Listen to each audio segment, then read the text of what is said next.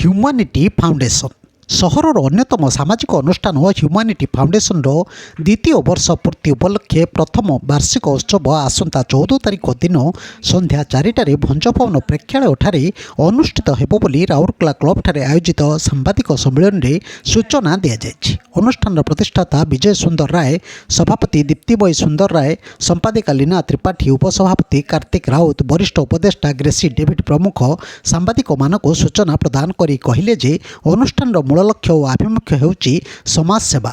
ଅନୁଷ୍ଠାନ ବିଭିନ୍ନ ସମୟରେ ନିଃଶୁଳ୍କ ରକ୍ତଦାନ ଶିବିର, ଚକ୍ଷୁ ଚିକିତ୍ସା ଶିବିର, ବୃଦ୍ଧାଶ୍ରମ ଓ ଅନାଥାଳୟରେ ସେବା କାର୍ଯ୍ୟ ଓ ସାଂସ୍କୃତିକ କାର୍ଯ୍ୟକ୍ରମ କରିଆସୁଛି। ରକ୍ତଦାନ କାର୍ଯ୍ୟକ୍ରମର ମୁଖ୍ୟ ବିଜୟ ସୁନ୍ଦର ରାୟ ସଦ୍ୟ ତଥା ରାଜ୍ୟ ବାହାରେ 3300ରୁ ଉର୍ଦ୍ଧ୍ୱ ରକ୍ତ ସଂଗ୍ରହ କରି ବେଶ୍ ପ୍ରଶଂସିତ ହୋଇ ଅନ୍ୟମାନଙ୍କ ପାଇଁ ଉଦାହରଣ ପାଲଟିଥିବା ବେଳେ ଚଳିତ ବାର୍ଷିକ ଉତ୍ସବରେ ଅନୁଷ୍ଠାନ ତରଫରୁ ଶ୍ରେଷ୍ଠ ରକ୍ତଦାତା, କିଛି ଉଦୀୟମାନ ରକ୍ତଦାତା, ଡାକ୍ତର, ସହରର ଅଗ୍ରଣୀ ସାମାଜିକ ଅନୁଷ୍ଠାନ, ଭାରତୀୟ ଆର୍ମିର କିଛି ସଦସ୍ୟଙ୍କୁ ସମ୍ମାନିତ କରାଯିବା ସହ କିଛି ଅସହାୟ ବ୍ୟକ୍ତିଙ୍କୁ ହ୍ୱିଲ୍ ଚେୟାର ଓ ଆଶାବାଡ଼ି ପ୍ରଦାନ କରାଯିବ।